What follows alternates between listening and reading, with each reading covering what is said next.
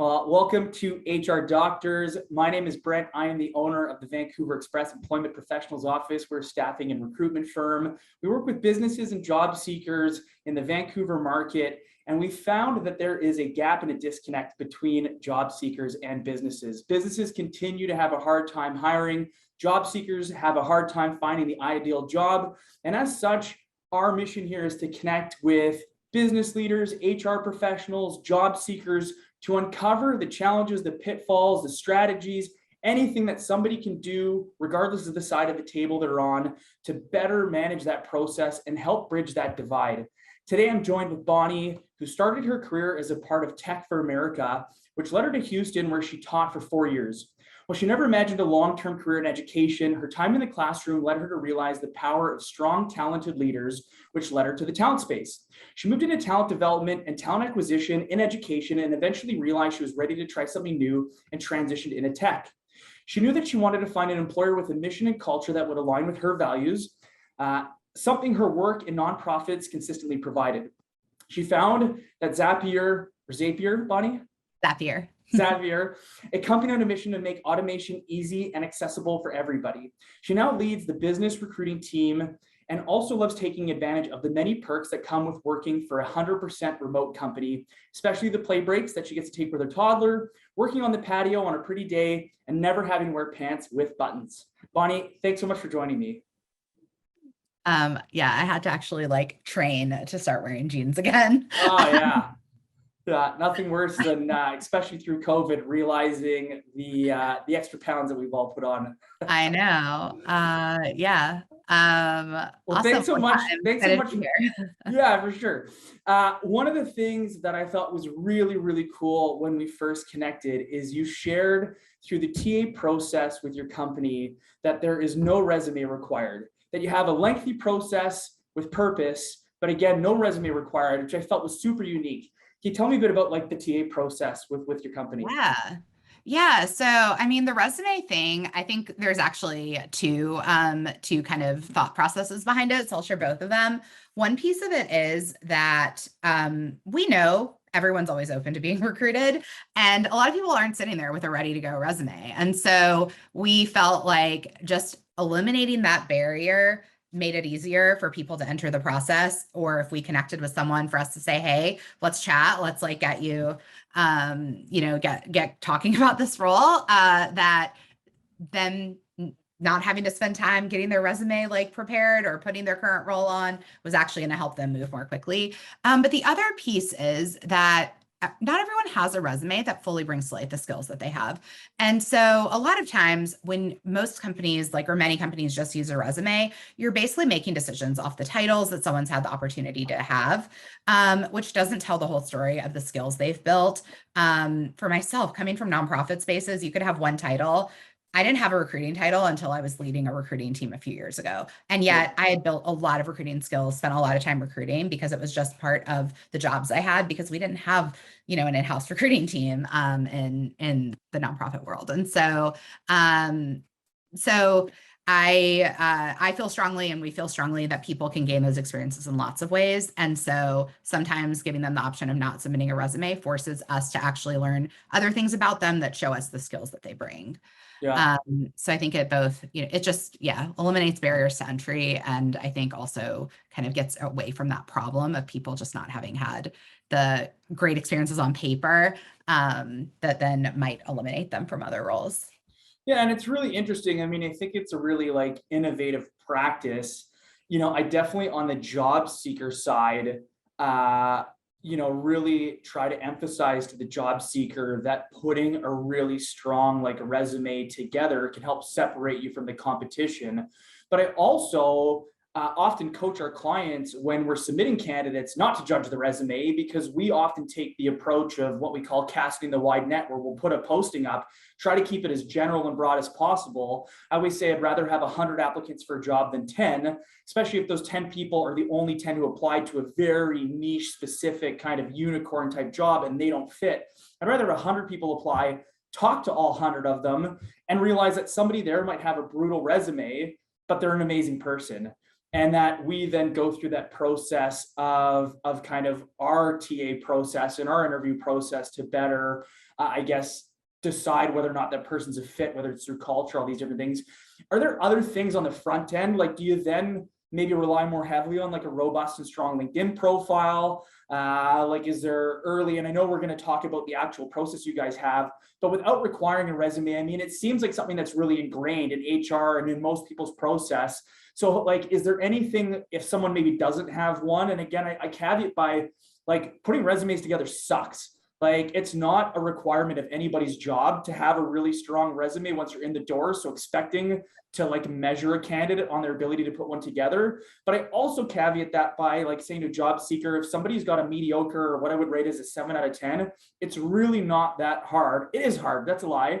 But if you put effort and energy and you Google and you YouTube and you put the investment into figuring out how you can separate your resume and you look up good, templates and stuff like that, you can make an okay resume amazing without a ton of extra effort. Yeah. And so again, with all that, I know that's a lot of like many questions in one, but like, if you're not expecting that resume on the front end, like, I guess, are there anything you're doing, or is there other stuff, or again, LinkedIn, like what else are you guys using? Yeah, so we do give candidates, they have the option of uploading a resume. They also have the option of sharing their LinkedIn. Some candidates don't do either. So I'll share what we have. But one thing I'll say is kind of to your point, I mean, a great resume never hurt anyone. I once had a candidate apply and then apologize and say, I accidentally shared my resume. I'm sorry, I missed that you're a no resume company. And I was like, no, it's definitely not going to count against you. And so we love to see a great resume, but if you don't have a great one, we don't want that to be a barrier. If you have a solid LinkedIn profile, that's a really great alternative.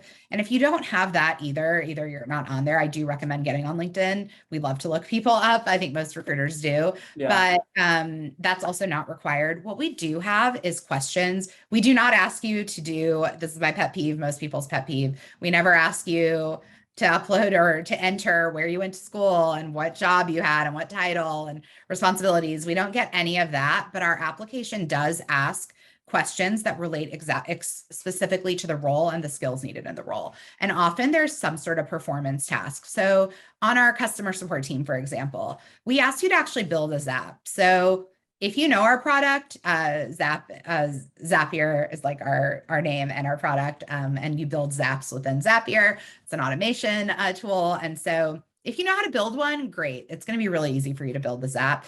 If you don't, but you're able to take the time to learn how to use our product and show that skill, well, that's good enough. Now you've like shown us, hey, I know how to like use this. I can figure it out. So whether you've been using us for a week or using us for 2 months or 2 years, like, it doesn't really matter. Like, you're able to show us the skill. So, that's an example. Hiring for recruiters, we'll ask you to share like how you've sourced a candidate creatively, or we'll share a profile of a role and say, or, job description and say, hey, like, go find one candidate on LinkedIn that you think is a fit for this and share them and explain how you found that candidate.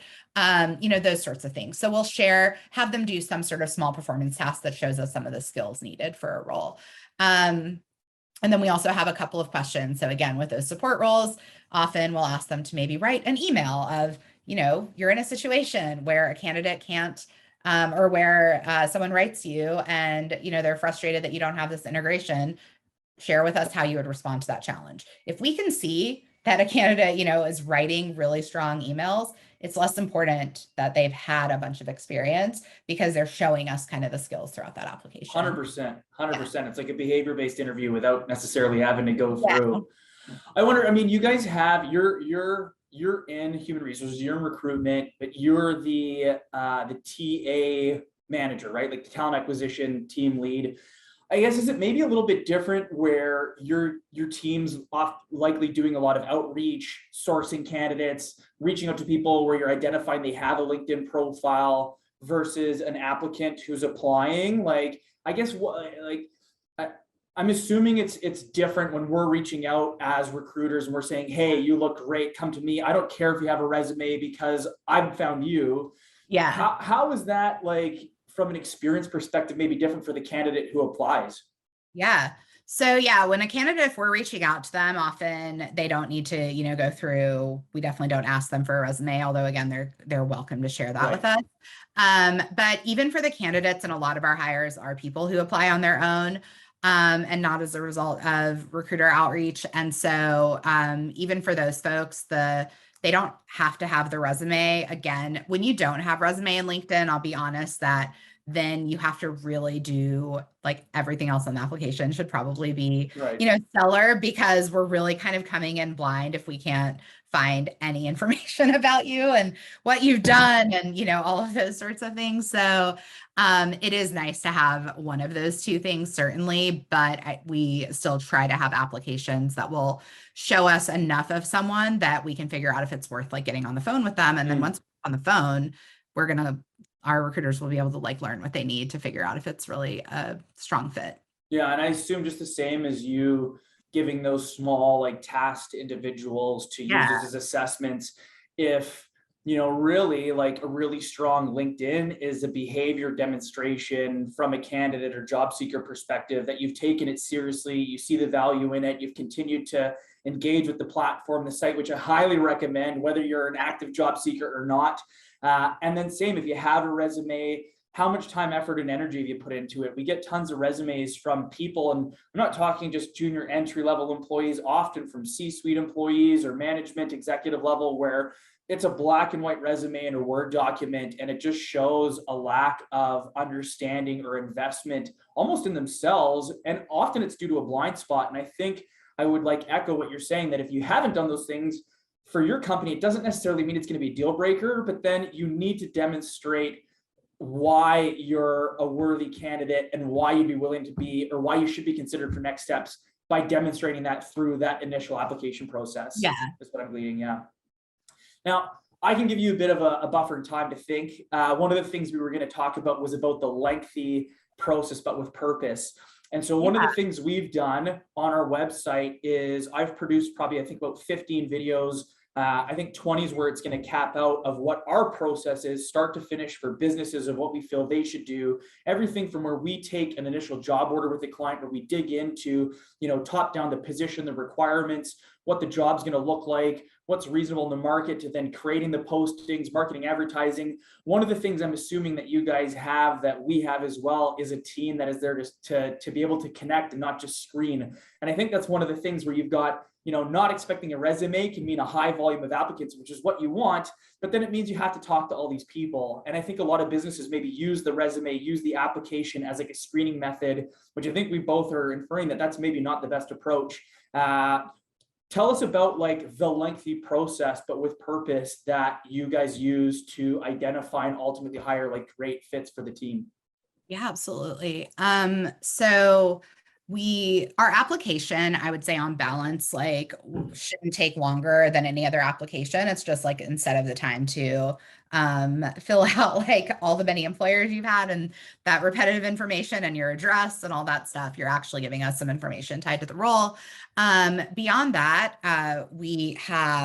there's a minimum of a recruiter screen plus at least 2 interviews for any role that we hire. Most roles do go beyond that. And so recruiter screens are typically, 30 to 45 minutes. So some companies I know will do really short recruiter screens. A lot of ours will go longer because we treat it more like an initial, interview, and we want to learn more about like what a candidate's looking for, but we'll also have some questions that help us to really understand skills and mindsets and how those sort of align with what the hiring team is looking for. And so when I say mindsets, I mean things like, your beliefs around managing a team, if it's for a manager role. How do you think about leading your team or coaching and things like that? So we try to like really get to know a candidate. And so then we typically go into an interview with the hiring manager. It could be hiring manager and another member of their team. And that will often be sort of traditional behavioral interview questions. And then we often have a take-home skills assessment in the middle. These are not the thing that a lot of people talk about if you're asking us to solve your problems and create strategic plans. It's not that, but it is, again, showing us the skills you have for a role. And so that could be like for a recruiter, we give you 5 different scenarios and ask you to share kind of how you would tackle each of those scenarios. And it tells us, again, like where your skills and alignment with this role live. And so really depends on the position, but that's a pretty standard part of the process as well for most roles. Then we have our skills-based interview, which will again be with a range of team members. And that's again where we kind of deep dive into the actual skills that you bring to a role. So it could be scenarios, it could be, in more technical roles, like we'll have you actually, I don't do anything to do with technical stuff. So I don't know what happens in the engineering roles. I imagine they do coding or something, but in support, they'll actually tackle a couple of challenges and look at documentation and figure out how they would respond to a customer issue, that sort of thing. So we actually try to, again, like really see the skills that someone brings and how they approach their work. And then that's sort of every role here has those steps. And then beyond that, some roles do have additional processes like an executive interview, or management roles will sometimes add in an interview with direct reports, those sorts of things. There could be a stakeholder interview for leadership roles where you meet with people that you'll be interfacing with, where it's more about kind of figuring out how you approach cross-functional relationship building and things like that. So it does kind of vary for each role, but we really try to look at what skills we need someone to demonstrate in the role and what kinds of things they're going to be doing day to day, and make sure our process shows us how they'll approach those things. And we also make sure they're meeting with a ton of people. And I always, you in a process will meet with at least at a minimum 5 people that work here, hopefully more than that. Often it could be 10 plus, like over the course of an interview, but it's a mutual selection process. And so I also think that allows candidates to know who we are, what kind of people work here, what's important to them. They really get to know us, they get to know the role. And ultimately, we have an incredibly high offer rate. 95% plus of our offers are accepted, and our attrition is very, very low. Nice. And so in my mind, the thing behind those two things is like, we're bringing people in, they know what they're getting, and then we're able to kind of live up to that. And so it's lengthy, and I do hear a lot of like pushback or complaints about long processes, but I also think it allows us to make really good hires. Yeah, I think it's like even one of those factors that has created a bit of that divide between the employer and the employee, where the reason these processes exist is because businesses have been burned, right? We've made bad hires. A bad hire costs like 3x what making a good hire potentially does. I've shared, if we bring someone on who's say like a 50,000 annual employee, in the first 6 months, their obviously hard cost is $25,000, but you put all the training, the lost opportunity cost of whoever it was that had to take their time away from whatever it is into that person, you're talking about like a potential $75,000 to $100,000 investment. And if that person doesn't work out, then, you don't get that money back. And so businesses have built these lengthy processes. And it's interesting, you kind of like answered the question, but my flip to you is going to be, one of the things we've really changed in a significant way over the last few years, especially at the start of COVID, was the candidate experience. It's a huge thing. It's a constant topic of discussion at Express. Is like we used to, when we opened 6 years ago, and for my office here, Express has been around 40 years, but when we opened, our goal would be to have as many people show up at 9 in the morning as possible and try to interview all those people. And there'd be people that would be here for an hour and a half and not get like spoken to yet. And eventually we said, well, like, this is a terrible process for these poor people. You're asking people to jump through hoops, but you talked about like how it needs to be a partnership, how you're trying to get them exposure to as many team members as possible. Like, is there anything else that makes sense, like to maybe tie in there in terms of like, you had that dedicated process, but also that it needs to make sense for the candidate as well, and like how, I guess, you engage them or how you inform them what that process is going to look like, so they're not just constantly jumping through the next hoop, trying to jump higher and higher without really knowing what to expect? Because I assume that's got to be part of it for you guys. Yeah, absolutely. And I think there's 2 things that we do. One is like we have our commitment to applicants. It's on our website, and they get a link to it when they, I believe it's definitely on like the job posting, but I believe they also get it in the auto email. I hope so. I should probably check this before I say it, but I think they do. And so we let them know what the steps are that they should expect, and that, sometimes a role may differ, but this is kind of the general process. The other thing we try to do is move the process fairly quickly. So there are usually our goal is that you never sit at a stage for longer than 7 days. Sometimes that's not going to be possible depending on the role, but that's sort of what we target. And therefore you're kind of like moving through these stages quickly. And during a recruiter screen, a recruiter will walk through like, here's what to expect next for this particular role, and really kind of bring the candidate in on that. And so in doing that, they know kind of what they're signing up, and we can talk with them. For example, if they are on a rush timeline, we can schedule a couple of these interviews together. I think sometimes it can seem lengthier because we spread them out, but I think about companies that put people through like, a loop, like in a day where it's 4 interviews.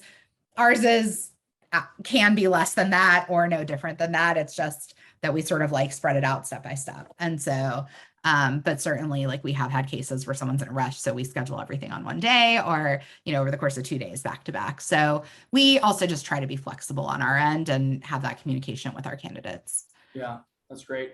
And I think like it makes a huge difference for a company like yours or any business where there's an HR individual who's involved in the process to ensure the accountability through the process of those different team members, where we're going, hey guys, we're at day 5 of 7 here. Like we really need to make sure we're moving. Can we get an update, whatever it may be? I think like, again, part of that disconnect, I'm assuming Seattle's very similar to Vancouver, where it's a very entrepreneurial market. There's lots of small businesses that don't have HR, that are trying to hire, where it's the business owner taking a lot of this on, or the accountant or whoever it is. And again, like part of that share of those videos we've done on our website is about like how to effectively manage that process. And obviously you guys have a really robust like TA team that's there to really like do a great job on the front end, but also hold the company accountable to delivering on those expectations and making sure that candidate experience is really great. And I do, you shared the commitment to applicants, which we'll link when we post these videos. So anybody's welcome to go see what you guys are doing from a commitment standpoint to the applicant. A couple interesting things that we talked about are, setting someone up for success. You guys are 100% remote. And I think that's really, really interesting. I mean, I've gone through an interesting transition for our team where I'm hiring people and starting to, manage that hybrid workforce and, considering employees 100%, whole different ball of wax when you're 100% remote. How do you set employees up for success? I know it's not necessarily specifically your role, but from a company standpoint, what does the company do when someone's then brought on when they're not in the office, they're not training in person? Like, how do you guys set those initial new hires up for success? Yeah. So I love our onboarding process. And we onboard people in cohorts, which I think is really nice. So our onboarding runs every other week. And so we don't just kind of start people haphazardly. And therefore you start with a group of, could be 10, could be 20, could be 25 or so. I think maybe the largest we've gotten is 30-ish in a week, but they all start together and go through 2 weeks of company onboarding. And so for those 2 weeks, they are learning about our culture. They're learning about the different systems we use. One of the things I really love about Zapier, and we are an international company, so we hire people from all different countries. And I think it's really important to make things that could be intuitive in some locations, to make those things really clear and communicate them, because communication styles vary based on what country you're from or things like that. And so we try to be really clear around, here's how we use email. Here is how we use Slack. Here are, exact examples of the kinds of content that would go into a Slack message. Awesome. Here's our tone and, communication guide, and examples and non-examples of how we communicate with one another, how we communicate externally. Like we really try to make all of that stuff really obvious. Nice. Because a lot of times, like if you've worked in similar environments, then it is, you've already learned it. But if you haven't, those are the things that can hold you back. And so we really try to help people climb that learning curve. So the first 2 weeks are really about learning the company and how we operate and the culture, and meeting people across different teams, things like that.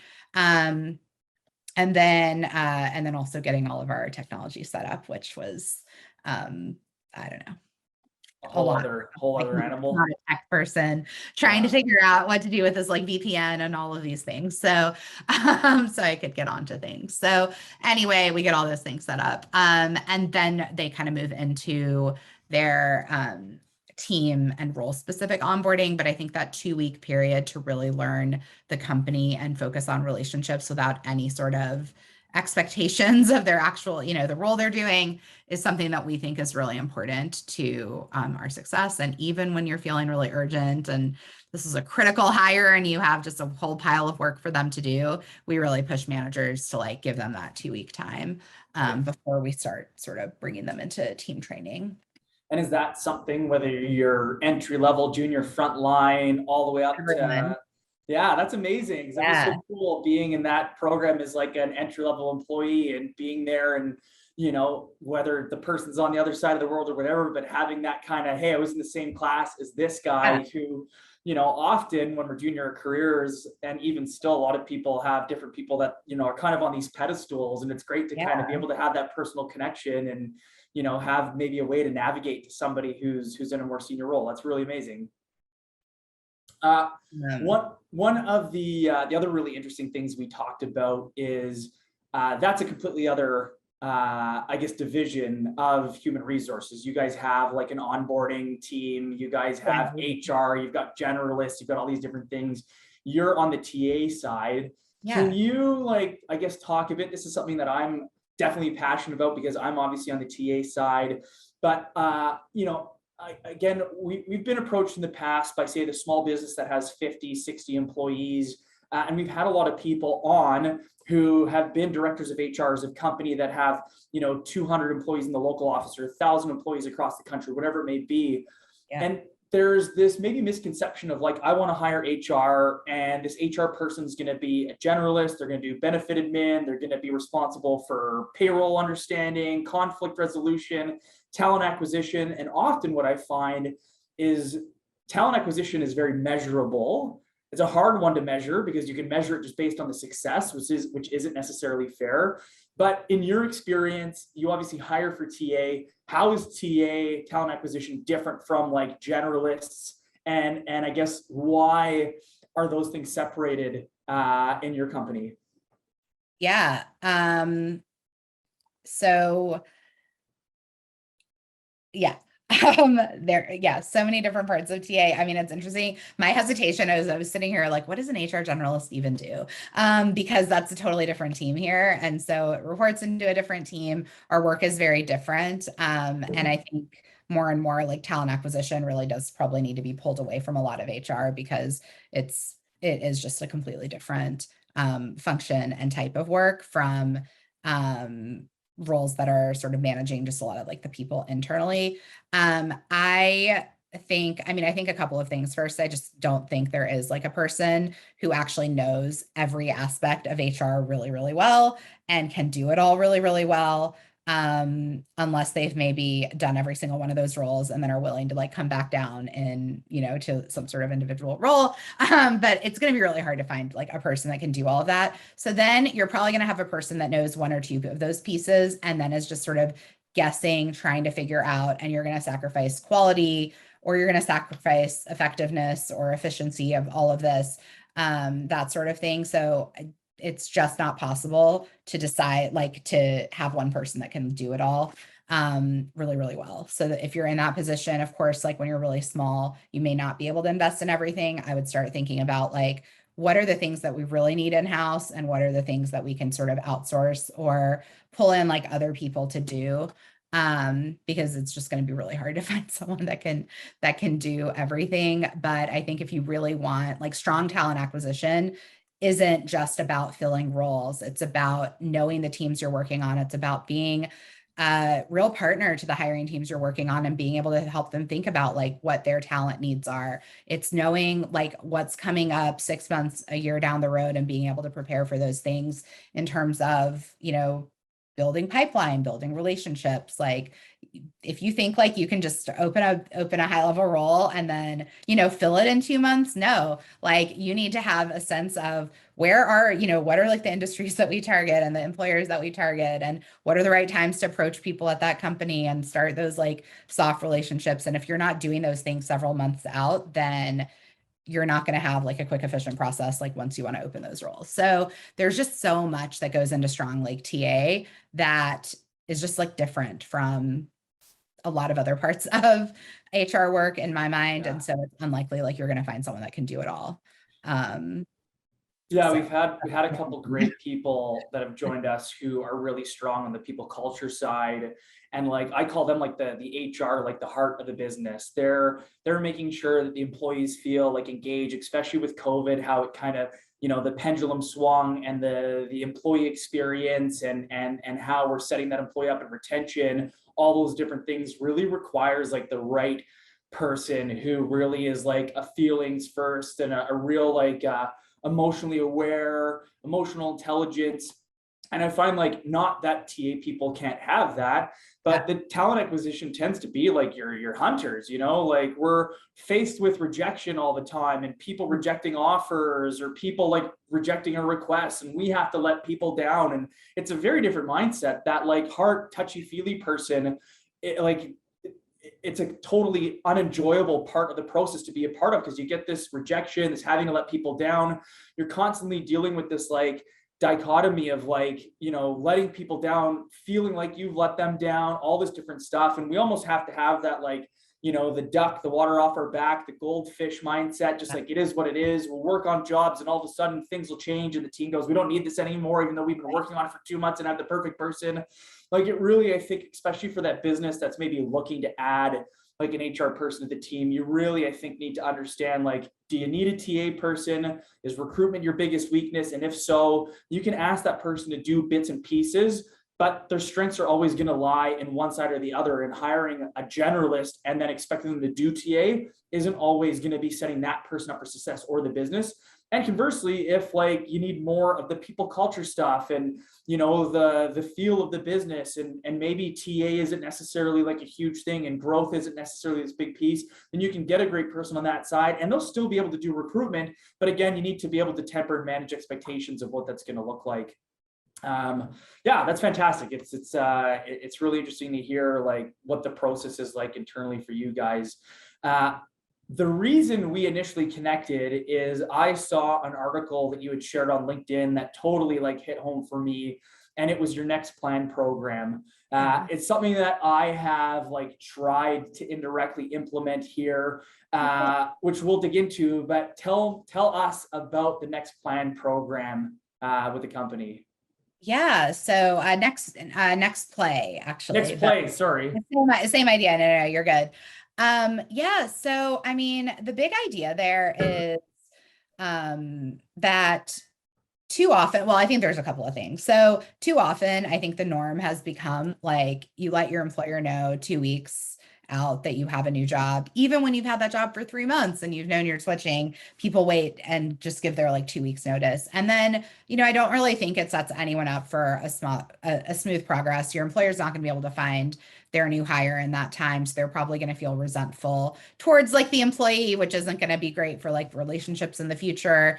And then it can also be stressful if you in your last 2 weeks are running around trying to sort of communicate to everyone like what they need, all of that. Like none of that is really good for anyone. And so the idea initially kind of came from like, how can we help people have stronger offboarding?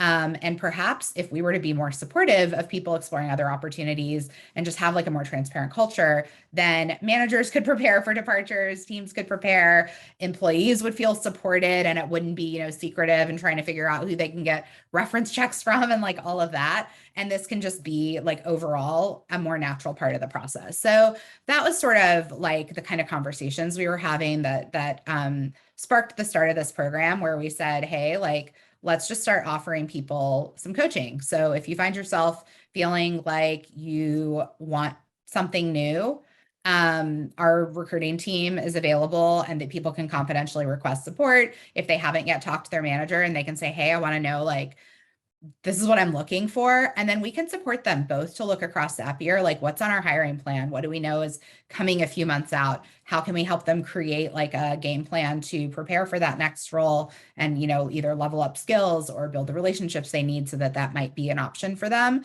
Or some people are just ready for something new. Maybe the role they're in is just not what they thought it would be. And this isn't what they want to do anymore. Maybe they don't like their manager, whatever it might be. But we also wanted them to feel safe to just say that and say, I'm ready for something new.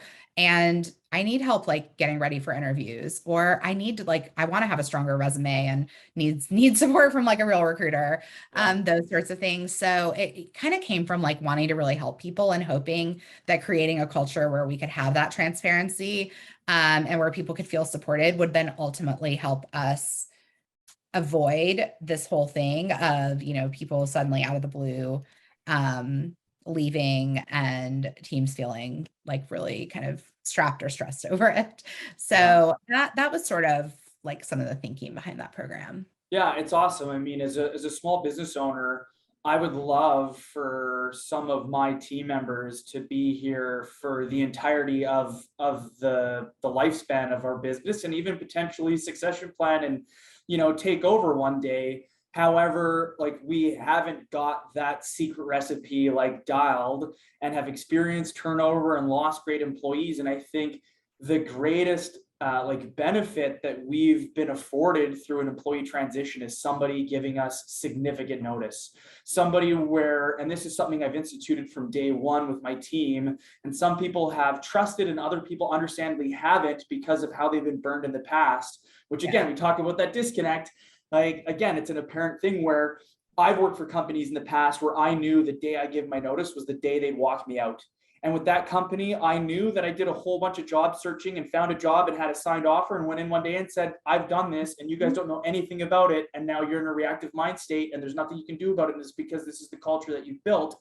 And I didn't want that. I didn't think that was like good for me. I've had a couple amazing employees that have given me 2-3 months notice, and understand that for many positions in our business, for us to put a really strong recruitment strategy and find a great employee, it can take us 1 to 2 months, maybe even 3 months to find the ideal person. It takes another like easy 3 months to get that person up to speed.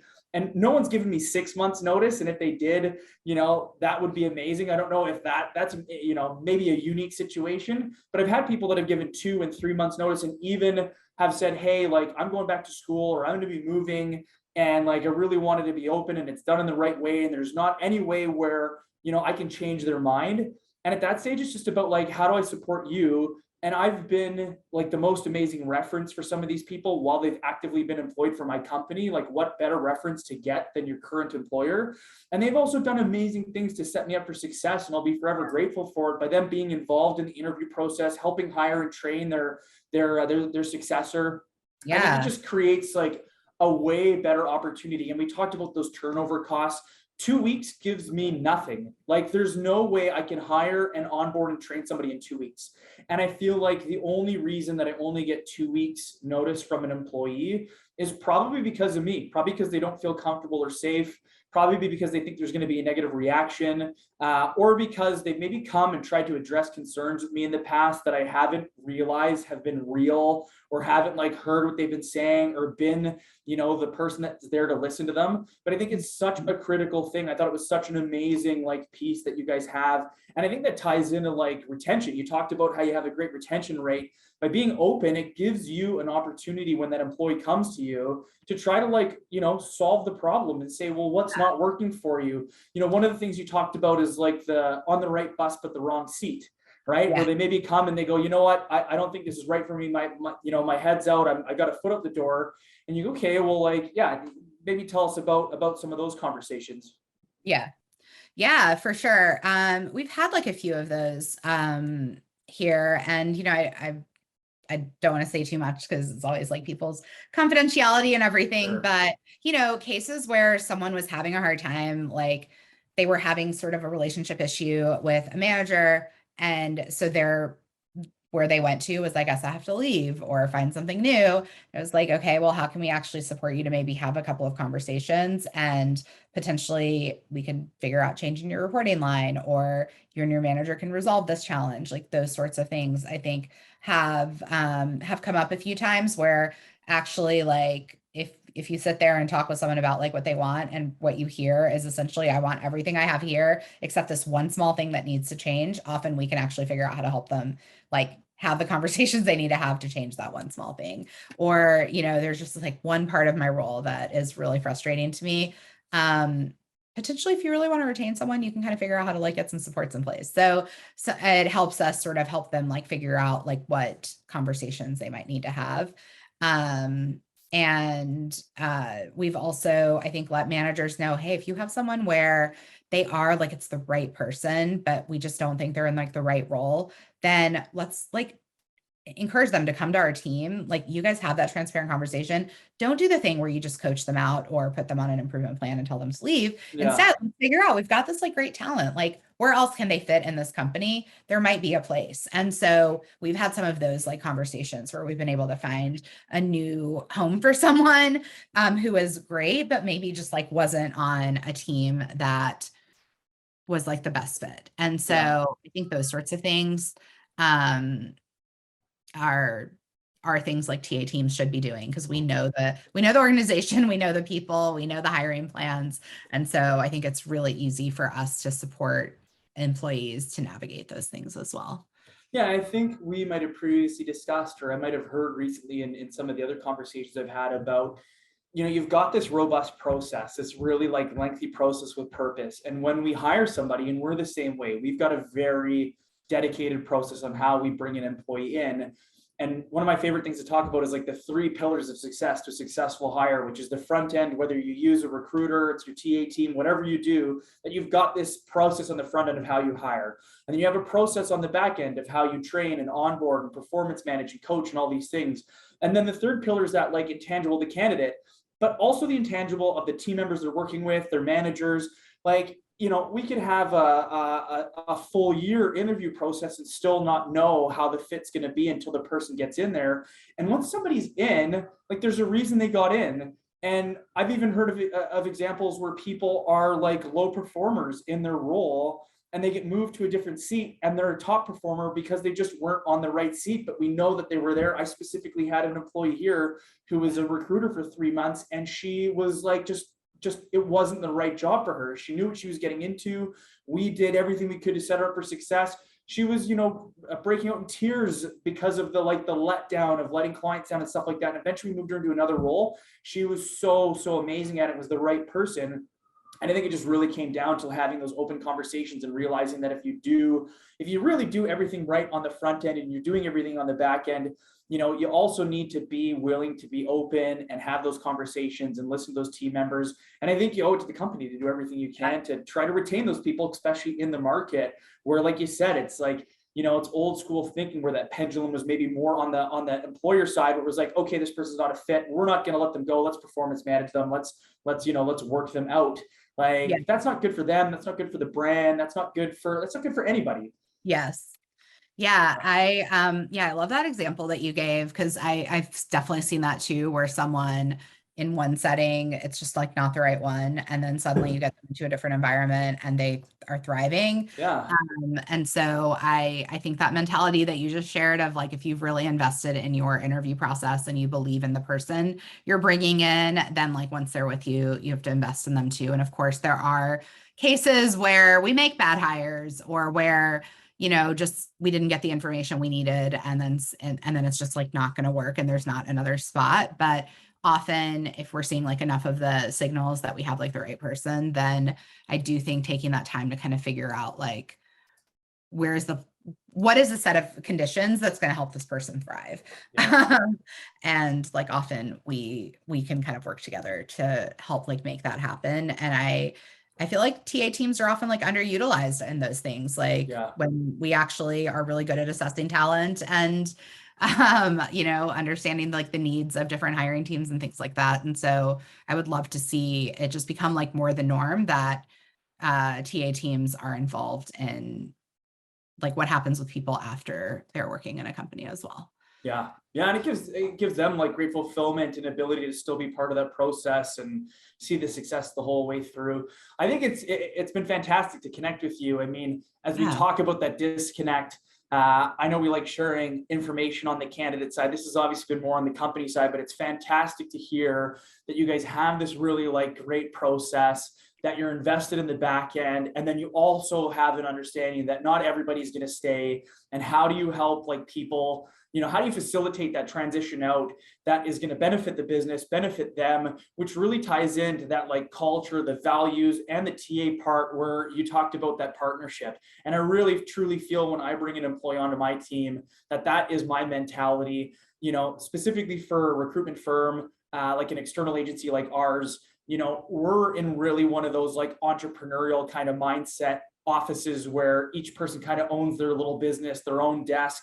And I think like it's really important for them to feel supportive, but it's really, really fantastic to hear that it's not just something that you guys like have as a plaque on the wall or an initiative that isn't being lived, that it's something you guys are really doing. And I hope, again, whether it's a big business like you guys, a small business, somebody looking to make those changes, that there's some takeaways from this, because I think there's some really impactful stuff, especially when you guys are doing it 100% remote, which just adds a whole other slew of challenges. Bonnie, thanks so much for joining. My last question for you that I always like to ask is just, I know we touched on a ton of stuff and I summarized a lot of things, but if there was one takeaway for you, that someone would leave or walk away from this, does anything come to mind of like that either last piece, something you haven't shared or something you want to re-highlight that you feel is really important? Yeah, I love that. I mean, I think, especially in this market that we're in, which is incredibly competitive, I do think this work kind of comes down to like relationships and people and really getting to know people. And I think that some of the core ideas behind that resume thing are just that like people are more than their resume. And so I would just encourage anyone on like the hiring side to recognize that and to try to look beyond like that piece of paper to really get to know who someone is, what they bring, to the table, what they might bring to your company, all of the different ways that they can contribute. And then to applicants, like I would encourage you to sort of figure out like what those things are for you that you want to make sure really pop, and that people like when they think of you, that those things like really come through, and figure out how to like bring that into your applications, into your resume, into your LinkedIn, so that people really get to see who you are. Because I do think we're kind of moving to a place where candidates expect a lot of the companies that they work for. And companies, I think similarly then are saying, okay, if we're like paying for great talent, we want to really like get to know who's joining us and feel like we're investing in the right people. And so I think the more that you can sort of show like who you are and what you bring, then I think that's how we make like great matches and people can find like a company that they can grow with. And so I would just on both sides, like encourage people to figure out how to show like more than what's on that piece of paper, and to really show sort of like who you are and your, like what makes you unique. That's awesome. Well, again, these videos are going to get shared through our LinkedIn platform and channels. We'll have your profile link there. We'll have the commitment to your applicants. Of course, if there's anybody out there that's interested in looking at the opportunities available with you guys, you'll be able to find that through Bonnie's profile. And yeah, if anyone has any questions related to this stuff, HR related questions, ways we can help bridge the disconnect, we're always open to those comments. Anybody else out there that you think would be amazing for the show, we're always looking to have like great people on. And yeah, if there's I guess any resources that anyone's looking for, again, our website has some great stuff on what the job seeker can do to better manage their process, what the business can do to better manage theirs. Ultimately, our goal, like I said, is to help bridge that gap. And Bonnie, we really appreciate you sharing all this information, because I think there's a lot of great information to help do just that. Awesome. Well, thanks so much for the time. It was great to chat and learn a little bit more about what you do as well. Awesome. Thanks.